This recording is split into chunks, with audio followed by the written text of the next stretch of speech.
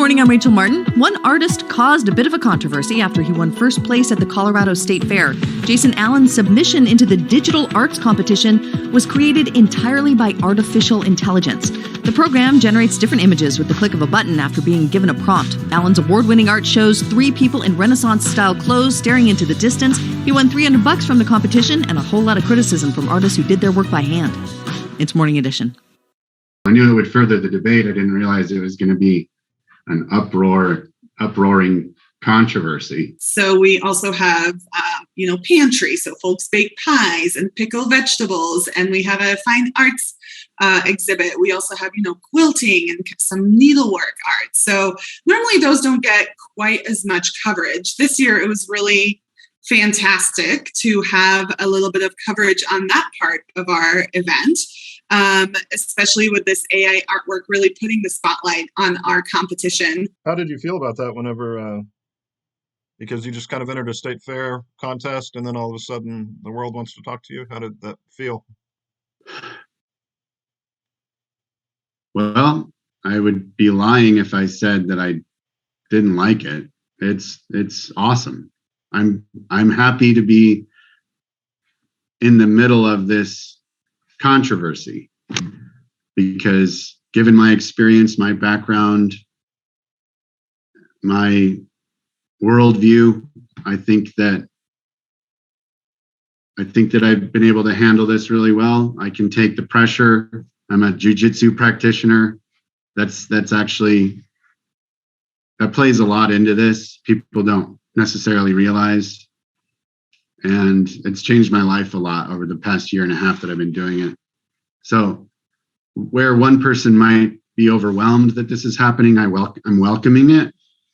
I want people to, give me everything they got, honestly, so that I can just strengthen the everyone's worldview about this and point out you don't need to be as fearful or scared of this as you might be initially thinking. Because like even me, I was skeptical of the technology at first. I didn't like it either.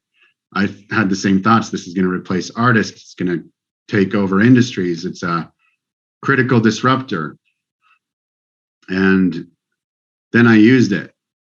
And it is not like you just put together a word salad and hit enter and there's a award-winning piece. There's a lot involved with that. So okay. I'm happy to be part of the debate. Yeah, I've interviewed with New York Times, Washington Post, CNN. There was a story on me at Sky News Australia. The India Times had me in their main paper. Now I'm talking to Israel. The London Times reached out to me. My personal endeavors. I always thought it would be cool to share art that I created in an art show. So as I was working on this project, it just so happened that the fair was coming up, and I thought this is a great way to showcase what I'm creating and share it with other people. And then it's also one of the purposes of art is to, show people something that they weren't aware of, open the eyes of people, to wake them up to upheavals of new movements. And, it's like, and then now we're just seeing the two of them together. So yeah, it's very powerful. Sure, you can type a prompt into a third-party software and can generate something, but to truly produce a piece of art actually takes work. And so while you're using different tools than we're used to, what does that mean? Like, how do we judge what is a tool and what is its own kind of artistic creator? So being part of that conversation was quite unusual for the State Fair, but it was really a fascinating position to be in. So the process for creating AI-generated art is different, like I was saying. But a conservative estimate of the time that I spent was at least 80 hours. And that's being conservative. I spent a lot of time. I wanted to express a certain thought and idea that in my imagination. I envisioned women in Victorian dresses wearing space helmets, something that I've never seen before. I've never seen anything like that before. So I'm just imagining, oh, maybe this, and that's what turned into space opera theater. So I created a core prompt that I've iterated on over 900 times. It's more than that now. And as I'm working on this, I start seeing some fantastic results that were just inspiring and emotional to me. And I felt, well, I really want to share this with other people. These are definitely my ideas. It's like discovering something, like, and it's similar to a traditional artist process, where a lot of artists will say that they're not necessarily envisioning what the final piece will look like. It's a journey, like they're discovering the piece one brush stroke at a time, and they're making decisions as they go along until they reveal the final piece. And it's more about the journey than it is the destination. And I relate with that. But instead of brush strokes, they're keystrokes. And so it just so happened that the Colorado State Fair was around the corner, and I felt, oh, this is a perfect opportunity for me to put my work out there so people can see and appreciate it. So this is a popular question. The artist disclosed that he used artificial intelligence to create this artwork. However, I don't think the judges were fully aware of what that meant when they were judging the categories. So it was part of his tag. It did say it was created with Midjourney, but the question was whether the judges really knew what Midjourney meant. So, and when I enrolled the piece, I put, in the description where they're asking about the medium and further details, I submitted it as by Jason M. Allen via Midjourney. Then I got some backlash about that, saying, well, maybe the judges didn't know what Midjourney was. And I feel like, where does this end? Because it's not my job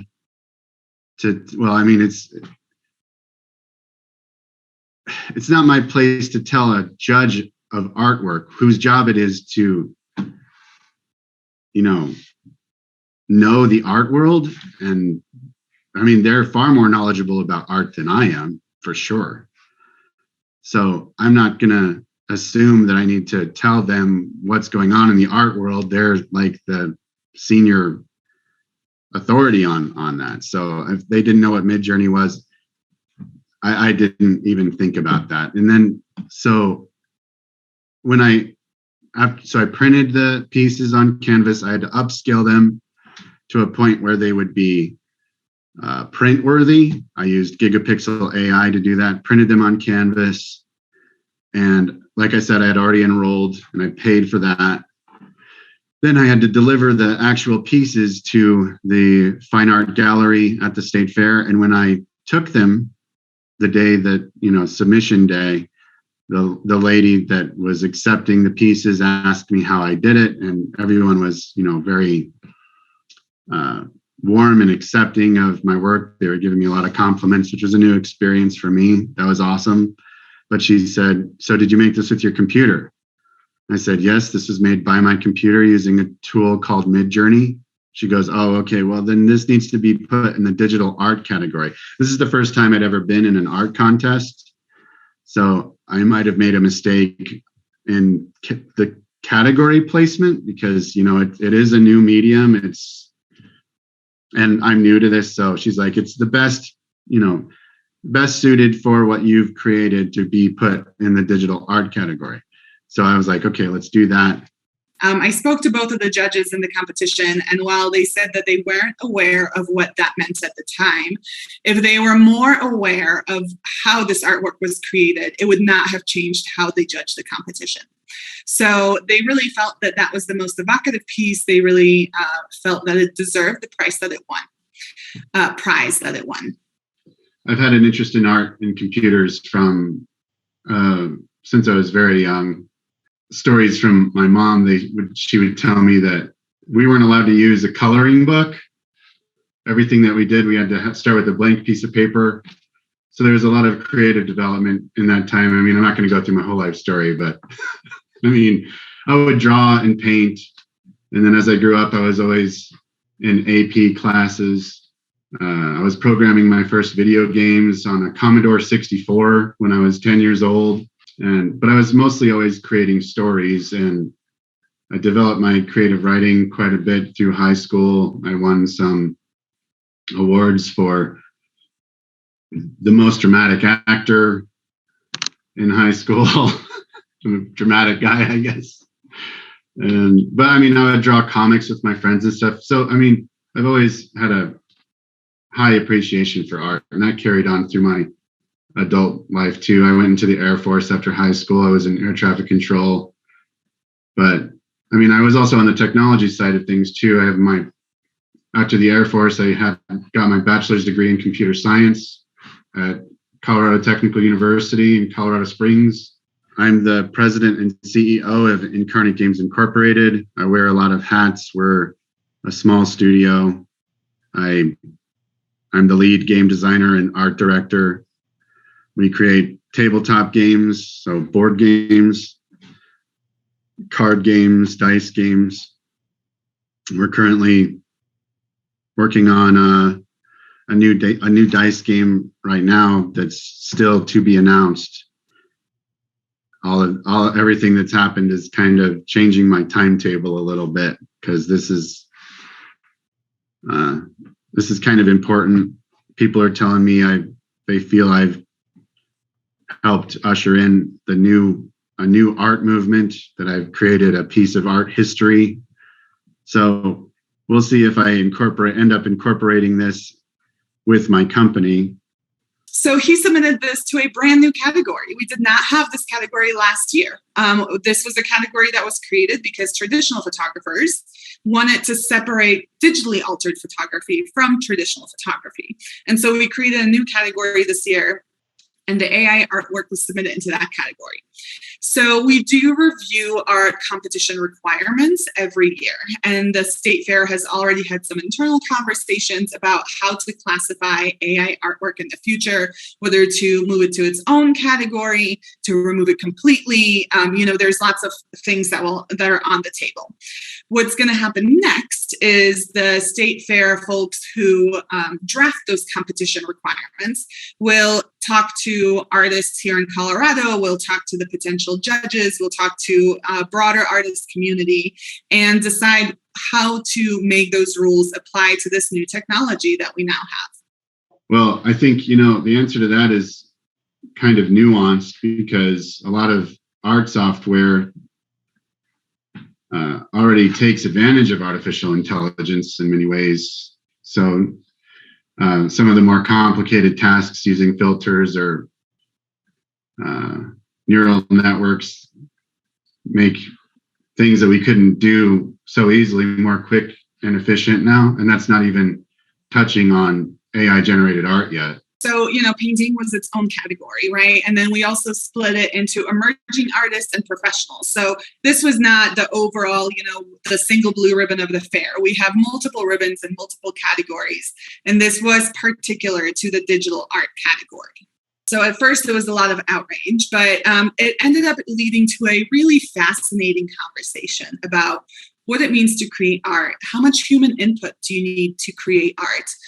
How do you judge art fairly, and how do you present it in the same context as art that is created by humans, taking the time, right? And so it was really thrilling to be kind of at the forefront of this conversation. These are conversations that have been happening in art world for centuries, right? When the photography was invented, people said that that's not an art form because all you do is you press a button and then you have a picture. But so much more goes into photography than that. There's lighting, there is composition, there is depth of field. There are just so many different aspects. So now we recognize photography as its own art form. And so I feel like we're at that point with this conversation about AI. And art is a form of heightened communication. And then AI, I would say, is a form of higher computation. So the marriage of the two is kind of poetic, really.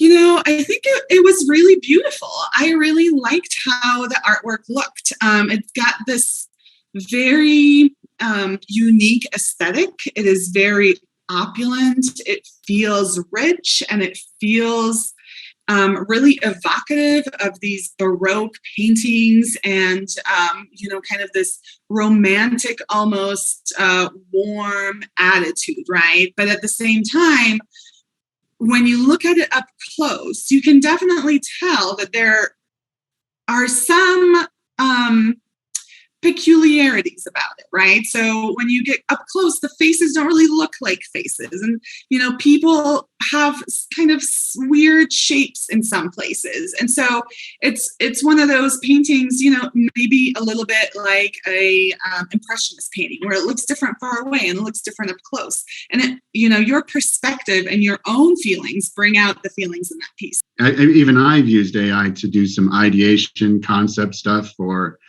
this new game that we're developing right now. To a minimal effect.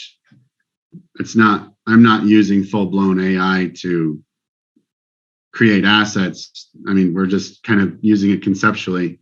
But if people feel like they want to use AI to produce assets entirely for their games, that'd be great. I think we're a little ways off from doing that because it's kind of unpredictable right now, and it just takes a lot of iterating in order to get something useful. And do you think that contests in the future, you've kind of touched on this a little bit, will there be a separate category? And if so, then what do you do with the people? I don't know how you would even verify it, the people that do traditional painting, but they get inspiration or ideas from AI. Yeah, I mean, that's not something you can verify, right? But how do we, do we classify that as original art? Do we classify that as, you can learn to paint in this Van Gogh, and you can create artwork in that style, and it is your original artwork, right? As long as you're not saying it's by Van Gogh, it feels original. But how does that apply to digital art? And of course, I knew that it would at least further the debate. I knew that I would be, I wanted to make a statement using Midjourney too. It wasn't just a singular motivation.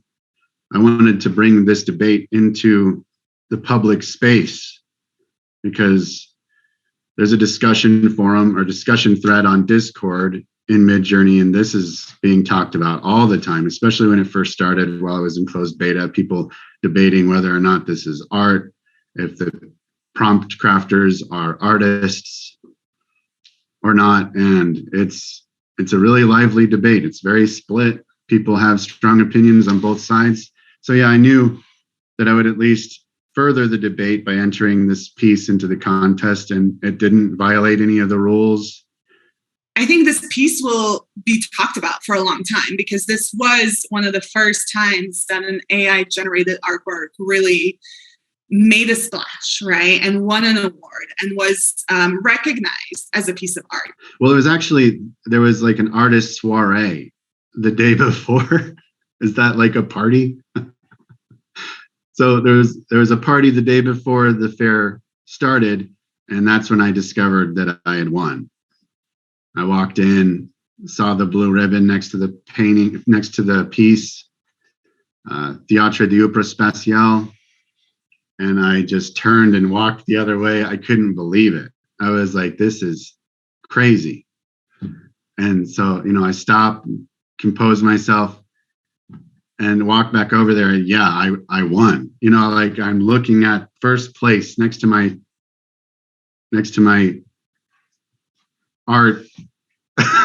See, like I even hesitate because I've gotten so much backlash and criticism about my work that it's not art, that I'm not an artist. And it's like, well, everyone was saying, like that I cheated. The New York Times said that it was like I entered a foot race and crossed the finish line in a Lamborghini. And to me, I felt that was odd. The art community, even on Midjourney, they thought that this would never be possible. that an AI would be able to create work that is as good as a human can, that's way down the line, far, far in the future. And fast forward to today, very short time later, it's winning first place in fine art competitions. Yeah, the art is an evolving thing, right? And so it's great for our state fair to be a place where we can showcase this. Our state fair is meant to bring together culture from all over Colorado. That means the agricultural communities, the artist communities, the urban communities all coming together. And so being able to have that conversation at the state fair is really, the culmination of all that work that we do every year. And it seems funny to do that at a agricultural event, but that's sometimes how work happens, I don't want to sound crass or disrespect anyone. I know that there's a lot of effort and work that gets put into an artist's life, but I also don't want to be disparaged as a creative either. I mean, I did put a lot of work into this. It's not the same as your work, but I'm not criticizing the method you choose to create your art, and I don't think you have the right to criticize the way that I choose to make my art either. If you're against AI, I find it ironic that the first people that are against AI art are the first ones to throw the human under the bus, because I've been constantly having to defend myself. This is certainly a piece that I was looking for, that I discovered from my imagination and the thoughtful way that I put the prompt together. So, I mean, it's a little tiresome focusing on the method and my intention and how I chose to express myself versus focusing on the outcome, on the emotional impact that this piece has had on so many people, and the way that it makes me feel, and the love that I have for this theme, this idea. So yeah, I hope that artists can. It might be a shock thing. I don't consider myself a shock artist. Maybe I am. But whatever the case is, I just hope that we can, establish a certain amount of respect for the technology and the people that choose to use it, and get over that shock so that artists can adjust and we can move forward on this project. Like I have told so many others, I created over 900 iterations. And when I say iteration, that means individual generated pieces. And that means that's 4 images. So that's 3,600 images. People think it's 900 images. No, it's thousands that I go through, poring over, trying to discover the holy grail, that perfect piece. It's a process, and I'm constantly adjusting and modifying my prompt to get the results that I want. It's finessing it. I'm an AI whisperer. And I just thought of this question. Do you think that the Colorado State Fair will have an AI category next year? And do you plan to enter something if they do?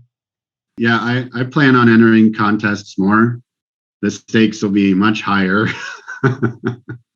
I'm sure that, there'll be a lot more. We'll start seeing that a lot more in the digital art. But if they make an AI category, I would just enter it into the AI category. I just think it's a slippery slope, because anybody can use the AI to, if they have artist's block, they could use it to form ideas and concepts and then take that as their own, whether they paint over it completely or start from scratch.